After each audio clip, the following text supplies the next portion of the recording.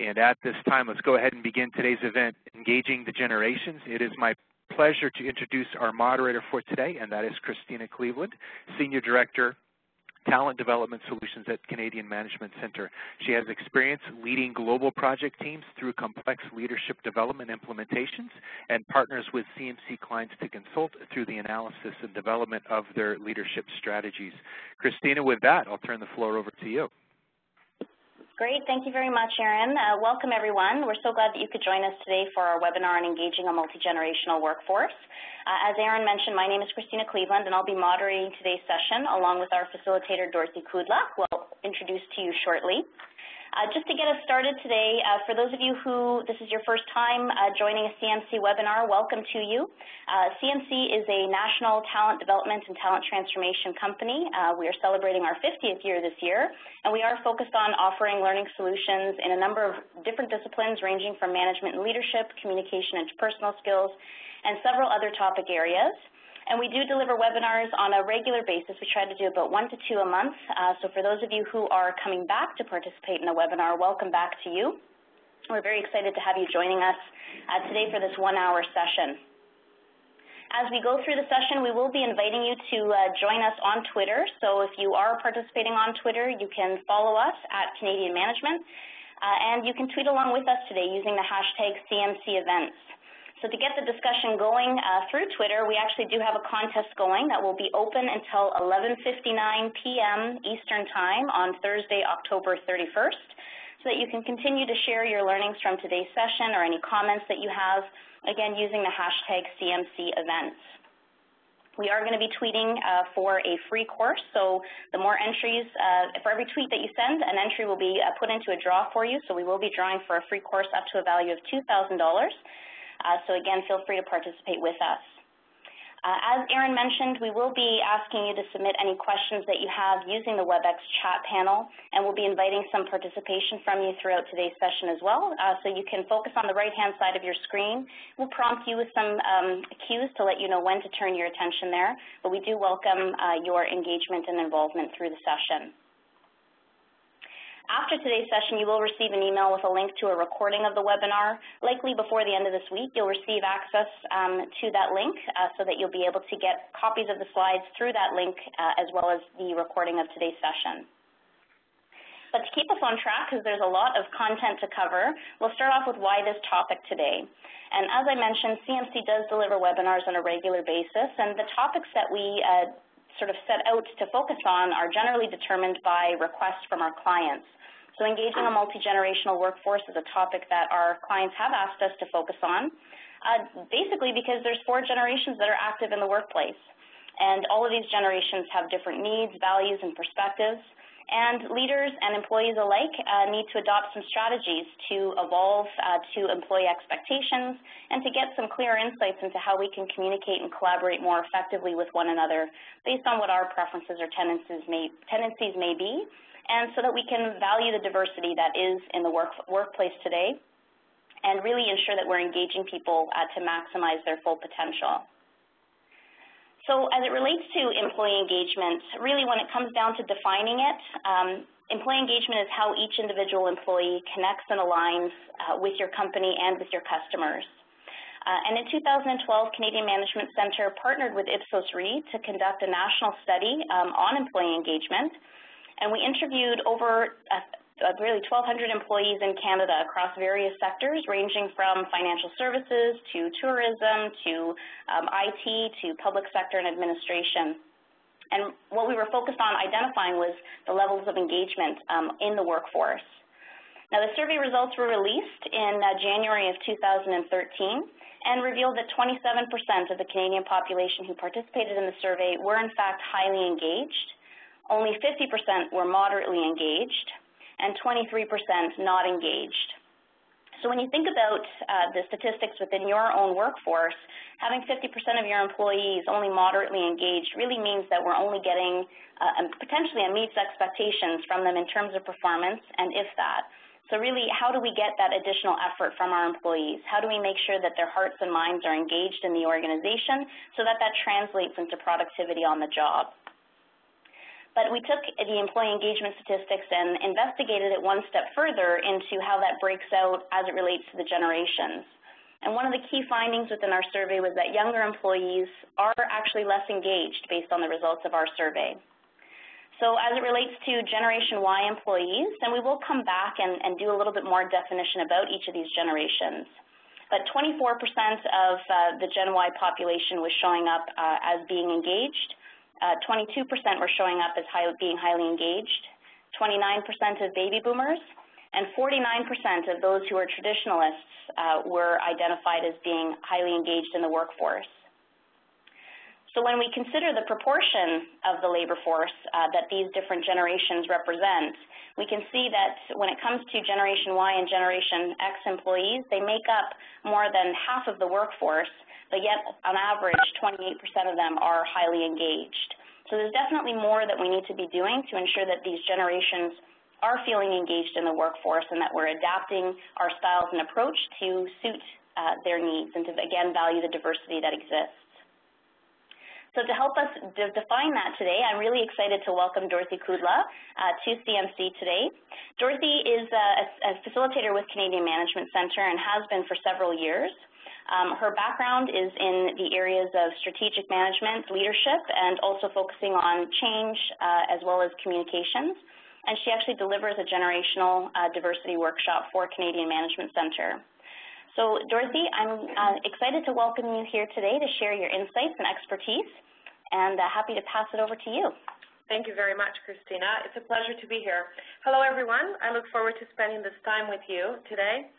During this webinar, we're going to explore some differences in generational identities and different characteristics so that we can really better understand employee engagement and what are some beliefs and wants and desires from each generation.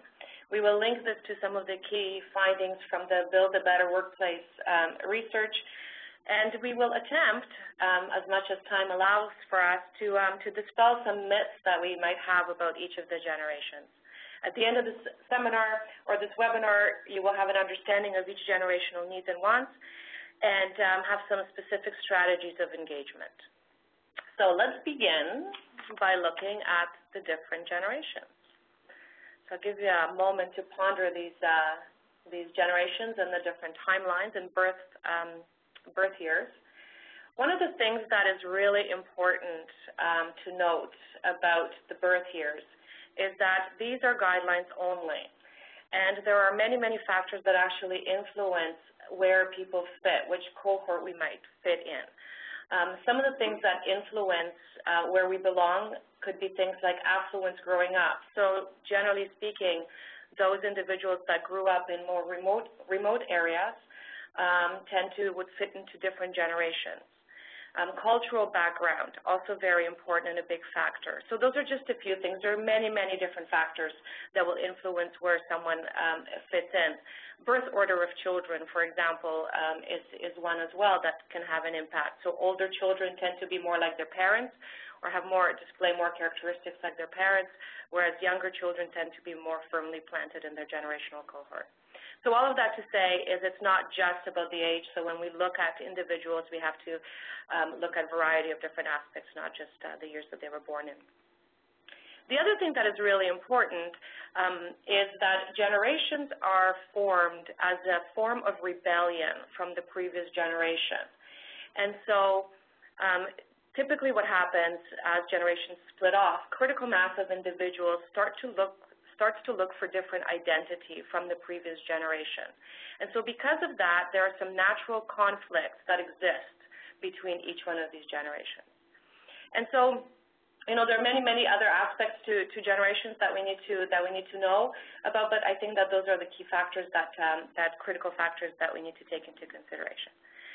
So let's look at the generations. So traditionalists, also called sometimes veterans or matures, are about 68 years of age at this moment. They occupy about 7% of workplace at this time. Baby boomers, 49 to 67 in age. This is the largest generation right now in the workplace, 37%. They're the most influential generation. Many of the senior positions in different organizations are held by baby boomers. Generation X, 33 to 48, roughly 48. It is the smallest generation in the workplace at this moment. Gen Ys, have overtaken their space. This is the generation, as Christina mentioned, from our survey that is the least engaged. And Generation Y, also sometimes referred to as the millennials, between the ages of 18 and 32.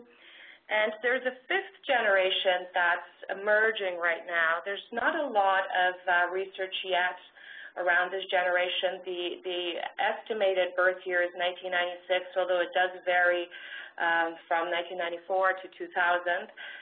Lots of research is being done right now. They're roughly about 17 years old at the moment, so they're not really very active in the workplace yet.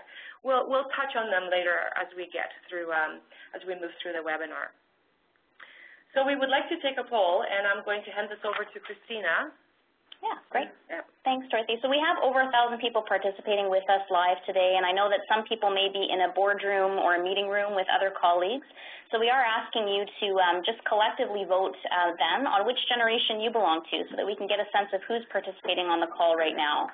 So whether or not you are a traditionalist, a baby boomer, a Generation Gen X, or Gen Y, just based on birth year, so that we can get a sense of who's participating. And right now, it looks like we've got a high percentage of Gen Xers. So again, the voting panel is just on the right-hand side of your screen so that you have a minute to participate. It looks like we're holding at 50% of Generation X participating on the call, 38% baby boomers, and about 11% Generation Y. So we'll just give it another moment for people to submit their responses. And then, Erin, if you wouldn't mind just closing out the poll so we can get the final details on results. But primarily Gen X employees, 51% participating today, baby boomers at 38%, Gen Y at 11%. So not representation today from traditionalists or Generation Z, but we will be talking about the first 4 generations as we go through today's session. That's great. Thank you very much for that. So let's explore the values and characteristics of each one of these generations. So we'll begin with traditionalists, and just to start us off, looking at these different generations, each generation has an overarching theme. Sometimes these themes are linked to their heroes or who they deem to be their heroes. And so for the traditionalists, the overarching theme is the military.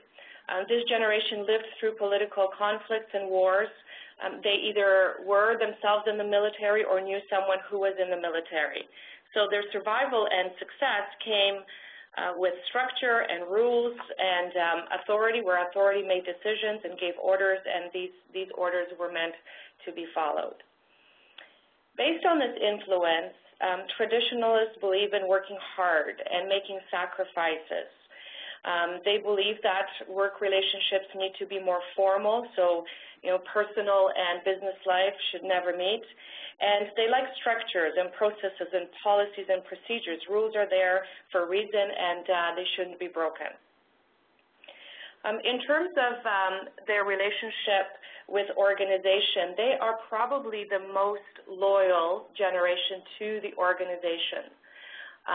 They work for organization. They are single career focused. They work for pension. Success meant that you had one employer and you worked your life, your entire career life with that employer and collected pension at the end. They respect authority. A boss trumps all.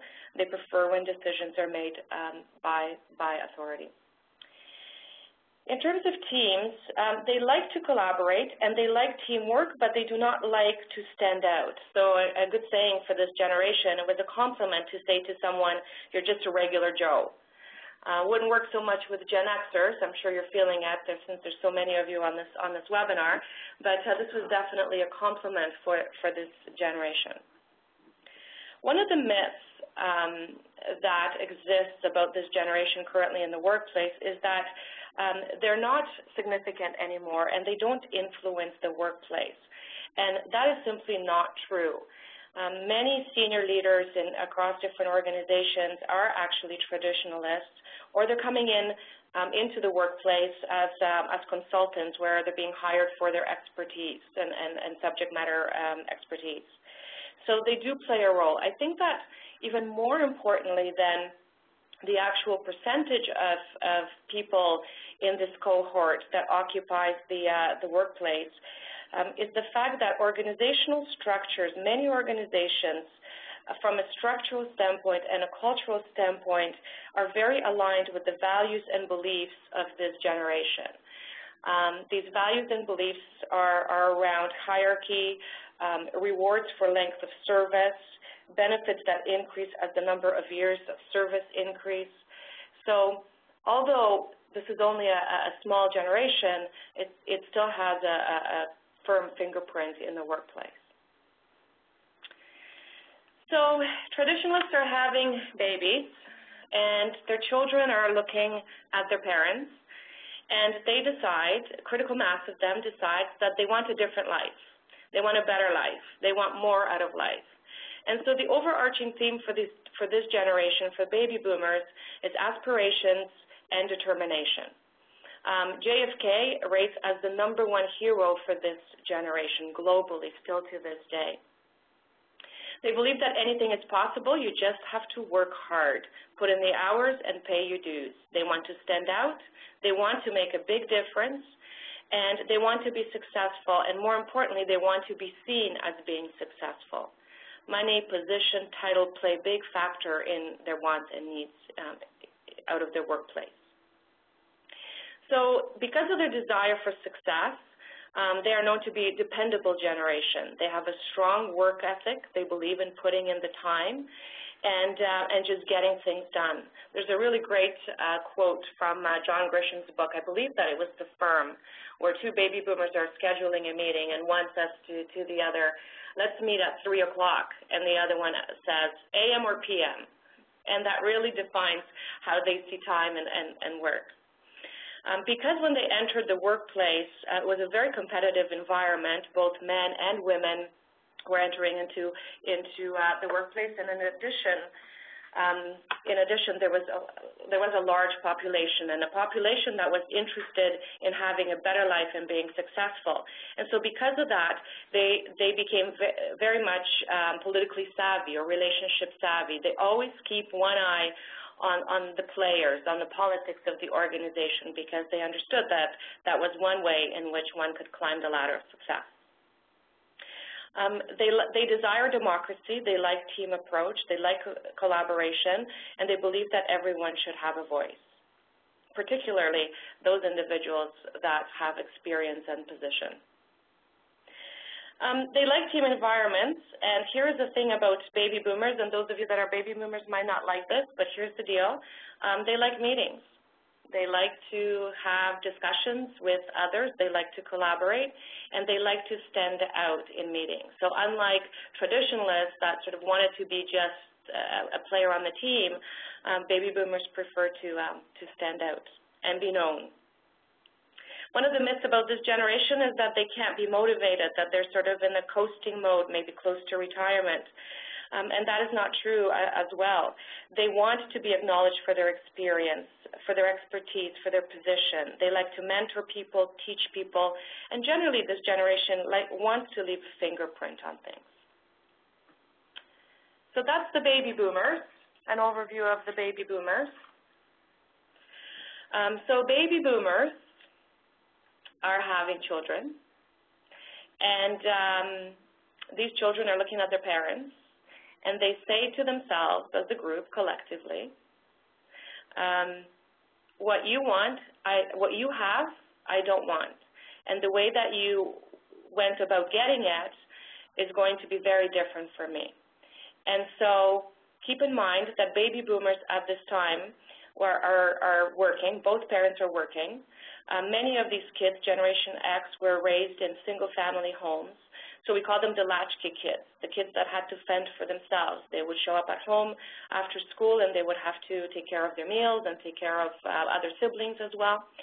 And as such, they believe in themselves, and they believe in being self-reliant, and so that makes them very independent. Independence is a very big value for this generation.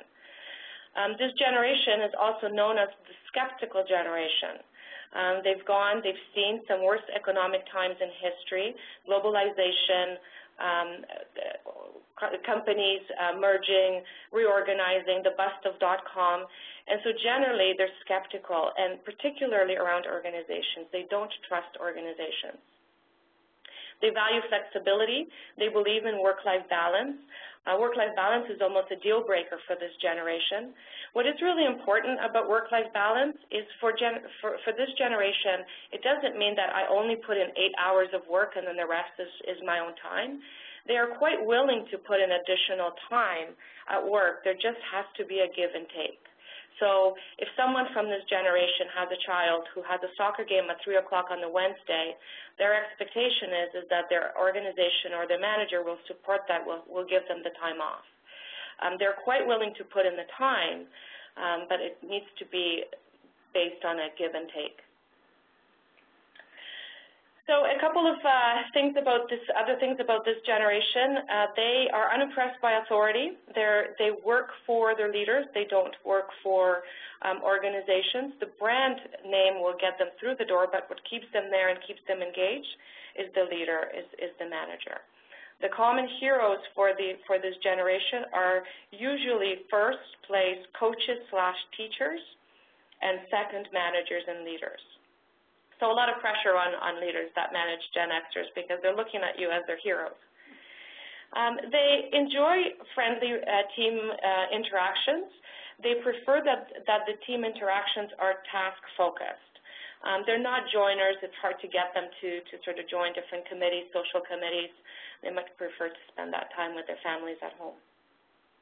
So Dorothy, just before we go into a little more detail about myths, because this generation is representing 50% of the people who are participating on our webinar today, I'm just curious to get some feedback from the group, and feel free to comment in the chat panel, and I'll restate some of those comments on what your thoughts are on how we've sort of applied the definition of how Gen X are perceived, or what shapes them in terms of their relationship with the organization, with their manager and their team.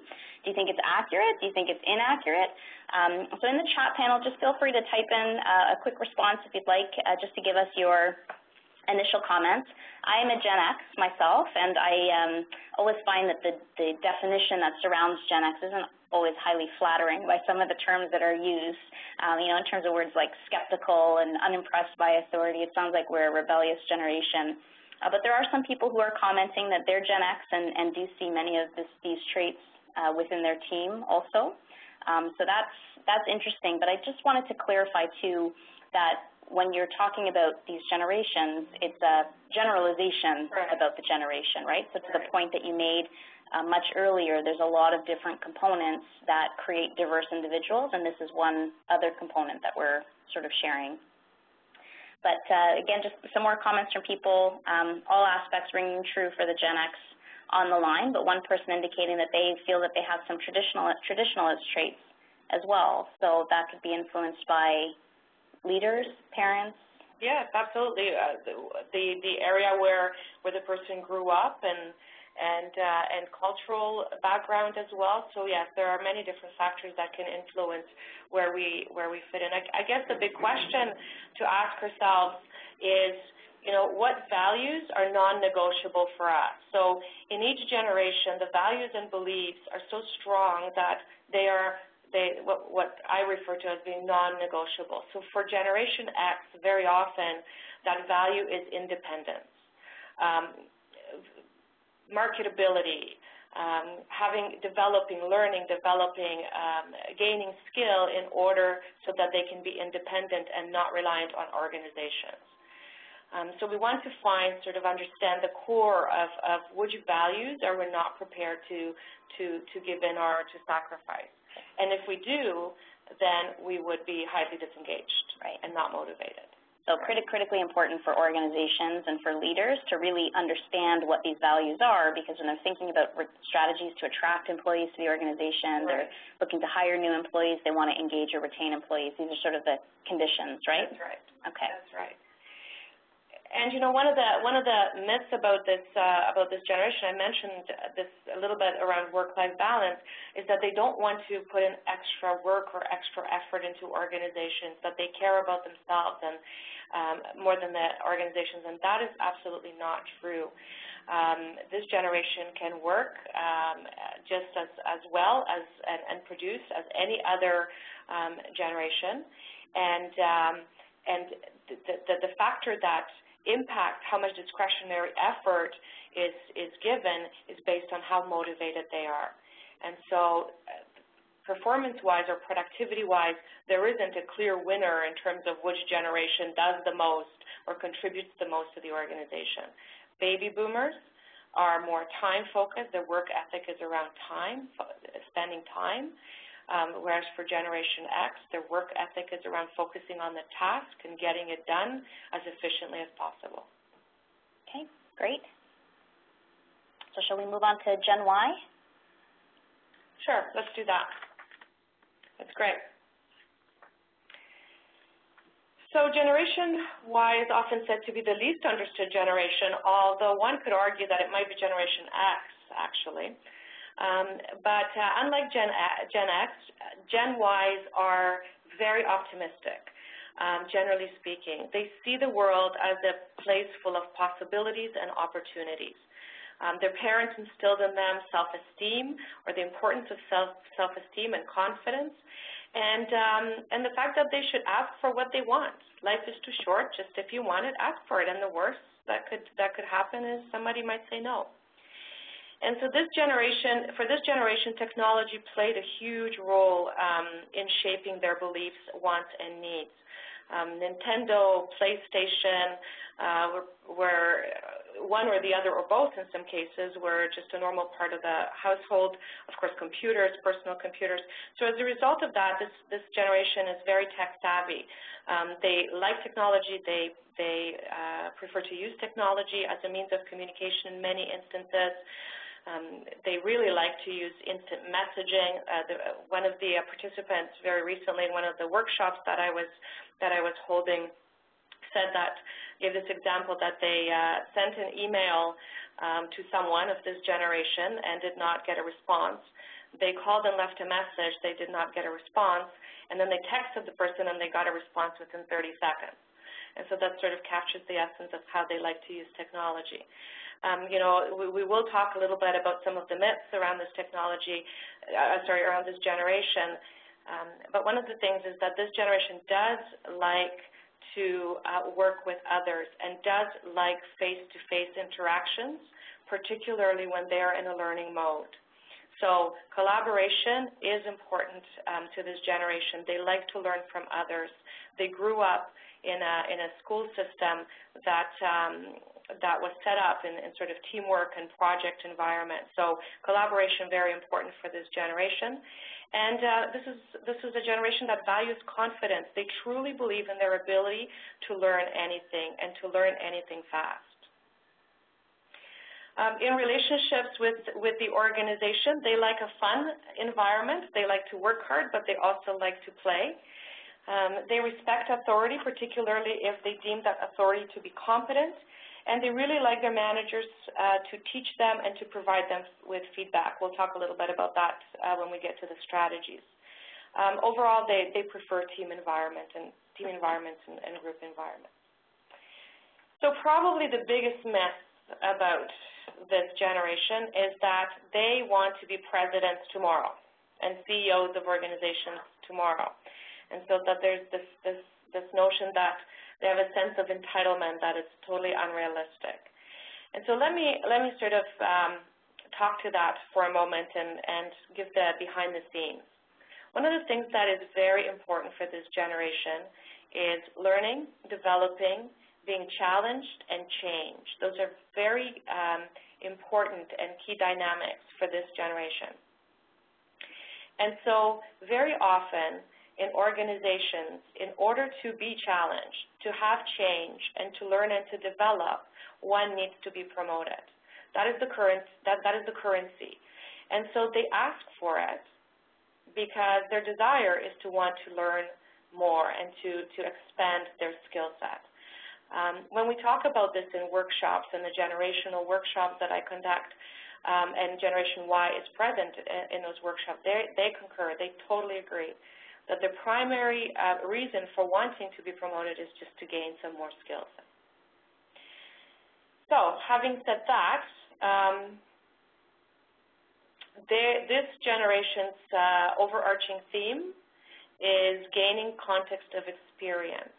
This is a resourceful generation, and they can get the information. What they want, what they desire, is the context of experience. So the #1 hero for this generation are the grandparents.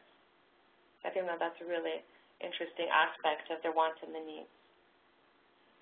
We have one participant that's asked a question just in terms of the fact that people's ages or the generational cohorts that they're a part of right now are reflective of their age currently and potentially their stage of life as well. So, you know, as a Gen Y, you may not have as many responsibilities maybe potentially at home, so they can maybe take a few more risks in their work environment, whereas Gen X and baby boomers may have some additional home responsibilities. They may need to be a little bit more conservative in their approach.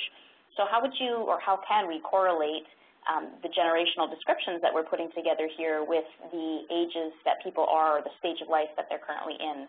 Yeah, so for sure the current environment does influence the wants and the needs. So in Generation Y's example, yes, they may have more time, or they may be just embarking on a new life, or they've bought a house and now they have a mortgage and they truly want the promotion because they want the money. They need the money at this point in time in their lives. So yes, other things can influence it. The key that we want to focus in on are the values and beliefs of each generation. Our values, or the generational values, typically do not change. So for Generation Y, the value of experience, the value of collaboration, confidence, self-esteem, those are very important aspects that run through their veins. So yes, other influences can have an impact. Having said that, I can give you an example just very recently where someone was given one of my clients, participants in the workshop, was given a raise, a nice hefty raise. Generation X actually was given a raise and decided to quit his job, and so we had the conversation about that. And in the conversation, it came out that he was so dissatisfied with and disengaged with the work that he was doing and with the organization as a whole that he didn't want to accept the money because he didn't want to get used to the money. And so that really speaks to those important values that we carry around with us. So a little bit about Generation Z. Again, we mentioned that it's just up and coming right now. Not a lot of information is known about this generation. Primarily, they're occupying space in food industry type of jobs. They are interns or co-ops coming in. So we do know that they have a strong team orientation, just like Generation Y. There's a lot of similarities between these two generations. If I can just give my analogy, and my analogy is Gen Z is Gen Y on steroids. So more tech savvy, likes change, things to change faster, and of course their approach to socializing has been technology driven through Facebook, through Twitter, and through other means of communication. So they're also used to snippets of information, short snippets of information. How this generation will play itself out in the workplace, and what will their needs and wants be, and their values, we need to wait for them to mature. That's definitely fascinating, but you're right, Dorothy, that a lot of research is still being conducted on this particular generation, so we haven't seen too much, but definitely there's awareness that we need to be prepared for them as they start to come into the workplace. So we are going to move into opening up a poll, actually, to get a little bit more interaction from the audience. Again, on the right-hand side of your screen. So we're asking the question, which generation do you find is the most challenging to engage? So for those of you who are participating in a group setting, you take a few seconds just to discuss this in your groups, or if you're an individual participating, you can go ahead and share your own thoughts on which of the generations you find most challenging to engage right now.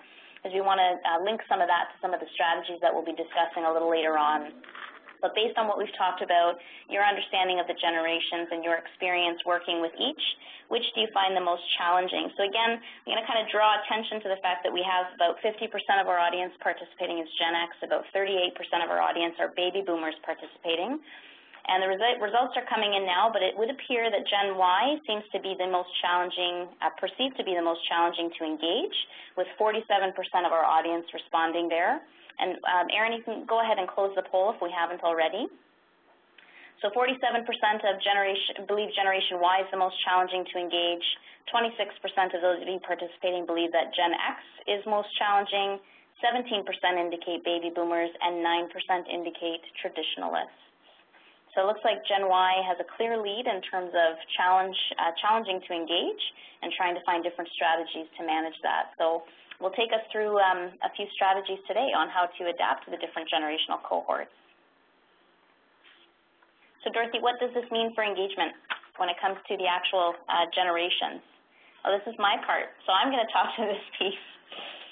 So as it relates to keeping employees engaged, just tying it back to our Build a Better Workplace research and the study that was conducted in 2012 with Canadian Management Centre and Ipsos Reid, we had created an engagement model which is displayed for you, which just shows that there's a lot of different components that actually influence engagement. So just as we're talking about, there's a lot of different components that make up individuals, there's a lot of different components that influence our intent to stay with an organization. So at the core of this model is engagement, and the outer ring is loyalty. So again, that's an employee's intent to stay with the organization, and what we're doing as leaders or as HR and organizational development professionals to create an environment where employees feel satisfied, where they feel aligned so that they know how their work fits in to the organization, and where they feel involved so that they're being asked for input, they have an opportunity to influence decisions that may impact them, and they have some sort of sense of control over their work environment. The outer layer are what we call organizational components. So this is communications, my leader, and senior leadership. So communications is about having access to the information that you need to do your job, to serve customers appropriately. My leader is an employee's direct relationship with their boss, and senior leadership is the senior leaders within the organization, so those who may be responsible for defining strategy, for announcing organizational changes, and really for sharing the broader perspective or focus for the organization. So as we went through and we talked about each generation's relationship with the organization, relationship with their manager, and relationship with the team, these components may show up differently for them, right, Dorothy, just in terms of their relationship with their leader and their relationship with senior leadership, but also what their expectations are for involvement, alignment, and satisfaction. Yeah. So in terms of the key findings from our research, one of the key findings was that Gen Y employees are less satisfied and less loyal. So our participant rating today on the webinar in terms of Generation Y being the most challenging to engage has some truth to it, just in terms of what some of the survey data has shown up as. So with the Build a Better Workplace findings, the results indicated that Gen Y are less likely, so 60% are less likely to be with their current employer in the next 2 years compared to Gen X and baby boomers, which were rated at 72% and 78% respectively. So when it comes to why employees may be less satisfied and less loyal, there's a number of different factors that could be put into play for these individuals. For some, the recession may have impacted this generation. So actually these employees, some Gen Y employees may have lost their jobs during that period of time, being the newest into the organization and the least experienced. But employee loyalty is very connected to engagement. So it's not about whether or not employees will stay, it's about whether or not they want to. So, you know, to the comment that you made earlier, Dorothy, just about, I'd say the sense of control and perspective, the outlook that Gen Ys have, if they don't like it, they can leave, right? They can find something else, they can do something else, and they have sort of the confidence, courage, and optimism to be able to pursue that. And they see the world as full of possibilities, and so they want to explore those possibilities, right? Yeah. So understanding the motivations and behaviors of this generation helps to determine what they actually want in the workplace. So again, some of those pieces that you commented on earlier become critically important in terms of creating an environment that's going to help foster and facilitate a culture of engagement. So we are going to get into talking about strategies, but as a key finding from the survey, we did find out that Gen Y employees are in fact less satisfied and less loyal to the organization. So do you want to talk a little bit more then, Dorothy, about the satisfaction components and how we increase Gen Y loyalty?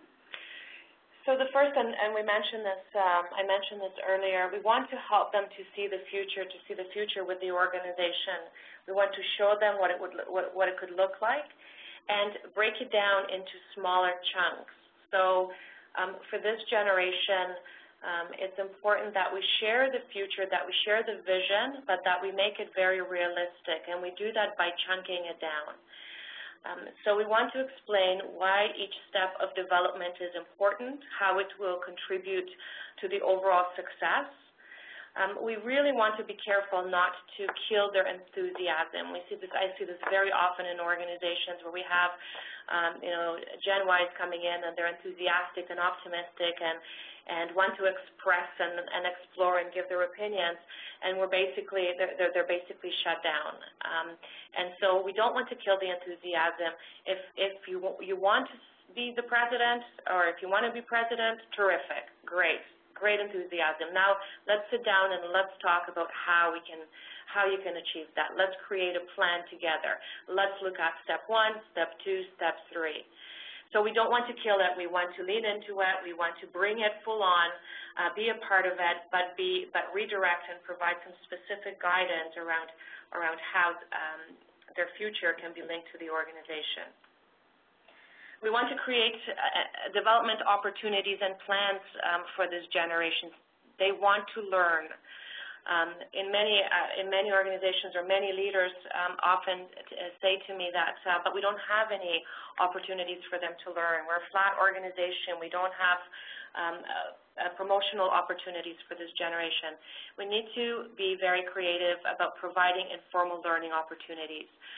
Such things as working on projects that are outside of their role, even things like United Way campaigns, green campaigns, company engagement committees. Those are things that can all sort of create that sense of I'm learning, I'm developing, and I'm contributing. We need to guide this generation's plans for the future, but then let them drive the process. Giving them a mentor, letting them job shadow. Those are all some of the examples that I've seen working very successfully. As leaders, we want to show interest in them, not just as a worker, but also in their personal life. This generation wants to bring their whole self into the workplace.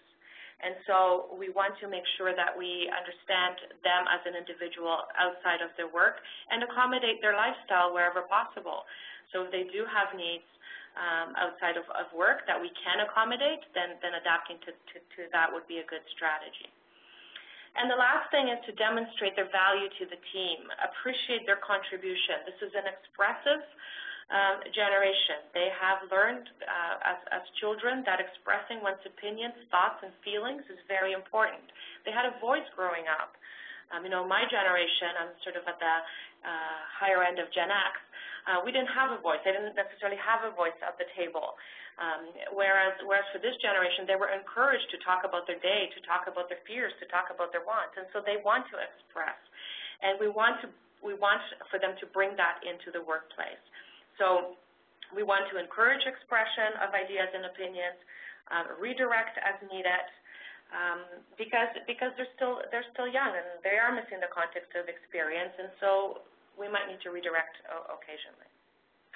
Just a couple of tips before we move off this generation. Can we just make one comment? Yes. So we have a couple of questions just asking to clarify the term lifestyle. So when we're talking about accommodating their lifestyle, it's their life outside of work. Right. That's right. All right. As much as possible. Yeah. And of course, everything that we're suggesting and we're talking about, it needs to make sense. It needs to make sense to the organization and be possible, right? So just a couple of more things about this generation that can help to increase their loyalty and satisfaction. They have need for feedback. They need constant feedback. They need to know if they're on the right track, and they need to know if they're off the track. They need good feedback and constructive feedback. So that is a very important element for them in the workplace. The other thing that this generation needs is clear expectations. So they grew up in school and universities understanding what the expectations of assignments and projects were, and so they need clear expectations. We shouldn't just sort of leave them out there and let them figure things out for themselves. One example that I recently had was someone said to me, asked me the question, what do I do with flip-flops? They wear flip-flops. This was the comment, quote, unquote. And so I asked if flip-flops are not appropriate or they shouldn't be worn, and the person says, yes, it's not appropriate in our workplace to wear flip-flops. So then, of course, my question was, then have you told this person that flip-flops are not allowed? Well, no, but isn't that common sense, right? So what is common sense to one generation may not be common sense to another, and so we need to set clear expectations. Just like Gen Ys ask for what they want, we need to tell them as well, right? So anything coming up on our chat? Yeah, well, just a question about, because you made the comment at the start of the session about the fact that the next generation tends to be a rebellion against the generation that was before them. So if you think about a Gen Y employee potentially being managed by a Gen Xer, what does that look like in terms of potential dynamic or conflict that could come up between what they value and what they expect in the workplace? So the gap or the conflict, if you will, between the two generations are around collaboration and the need for collaboration. So Gen Xers like to get together for the purposes of accomplishing a task. Gen Ys like to get together for the purposes of learning from others, from expressing opinions, exchanging thoughts. And so there's a gap. There's the first gap that exists between these two generations, their need for communication. The other thing that can create a gap, and I often see this in workplace, is that Gen Ys are much more positive, and they actually do like to be motivated and to be inspired, whereas Gen Xers generally don't. So, you know, if we're going to make an inspirational, motivational speech to a Gen X, let's think about it twice, because of that skepticism, that skeptical part to them. So Gen Ys need that from their leaders. Gen Xers don't, and because of that, Gen Xers might not provide it for Gen Ys. Okay, right. Yeah. So we wanted to take a look at a key finding from the research as it relates to Gen X. So are we good to transition on to that?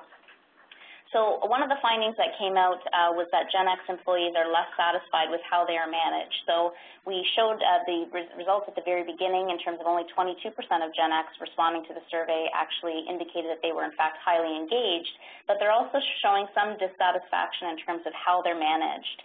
So actually, based on the survey, we did ask a question about the level of satisfaction with the supervision or leadership that they received, and only 56% of the Gen X who responded are in fact satisfied with the supervision and leadership that they're receiving, as opposed to, compared to 63% of baby boomers who were satisfied, and 71% of Gen Y that was satisfied. So while Gen X may be satisfied with their jobs, the results of the survey show that they're generally frustrated with how they're being managed or the people who are managing them.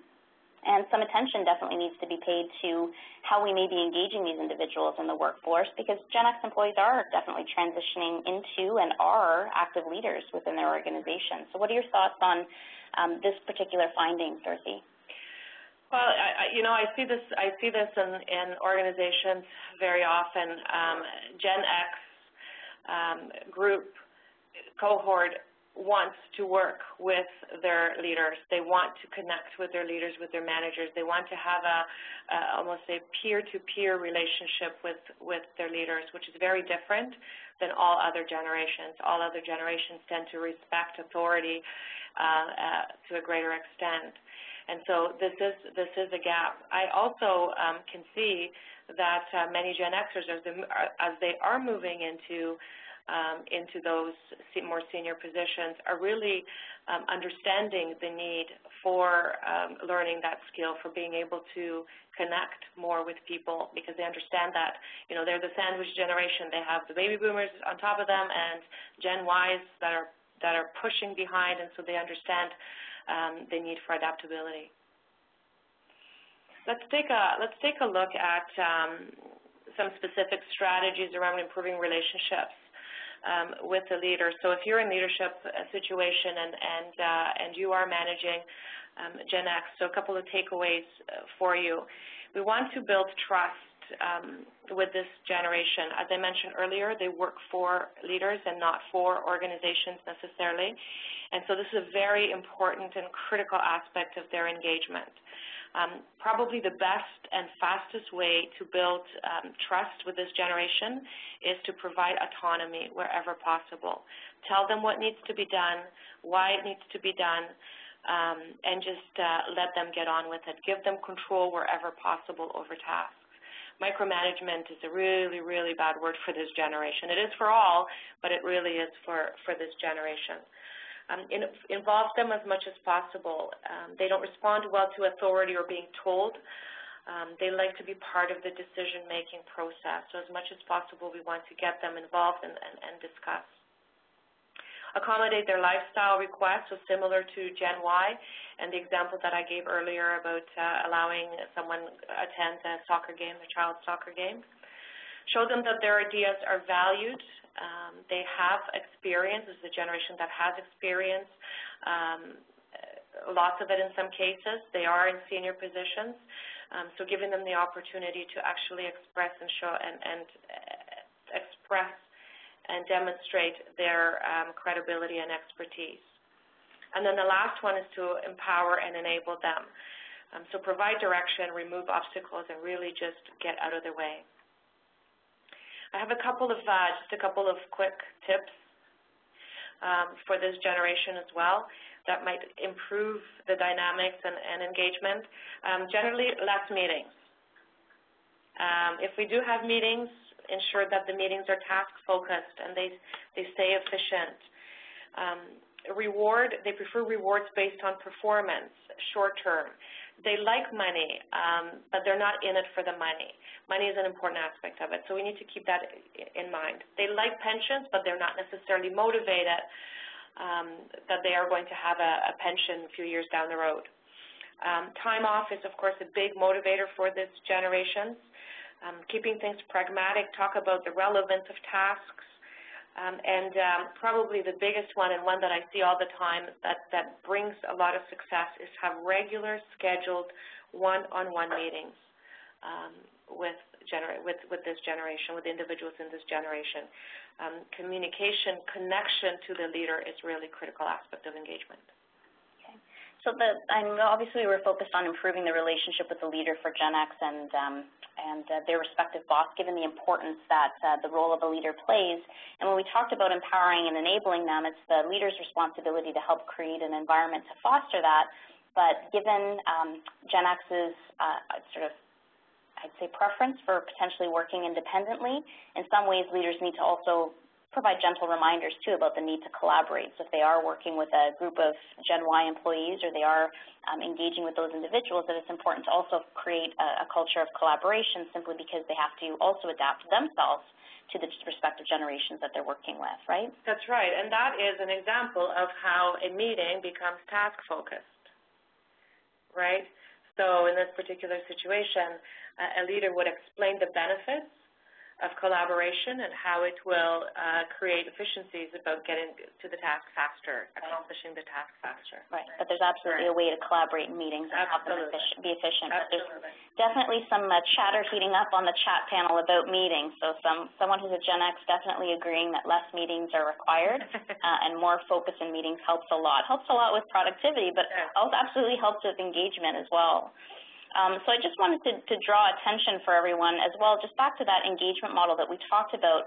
This component of involvement is what is critically important, in particular for Generation X, that they have opinions, they have ideas, so does Gen Y, that they want to have an opportunity to provide their input, provide their perspective, and be asked for their involvement so that they feel that they're kind of a little bit more connected to influencing the outcome of their environment.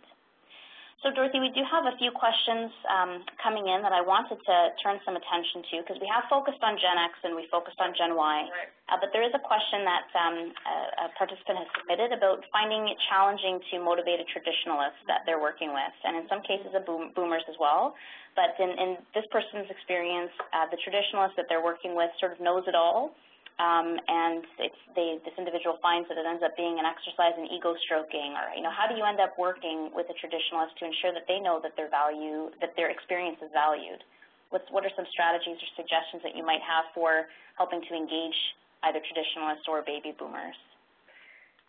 So probably acknowledging their experience and their expertise is the key in getting this generation engaged. And so sometimes that does feel like ego stroking.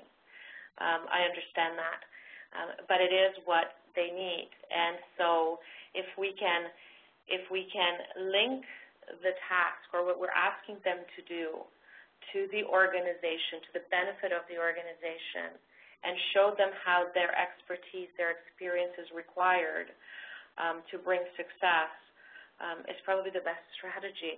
And yeah, I get that it feels a little bit like it's ego stroking. To move away from it being to move away from that ego stroking feeling that we have, perhaps being very specific around their expertise and their experience and how that links to the overall success. Right. Okay. Great. So we have a couple questions coming in just about the data and whether or not it's North American specific. So the engagement results that we shared with you, the statistics that were being quoted, are based on a Canadian study that was conducted last year in 2012, and the results were released this year.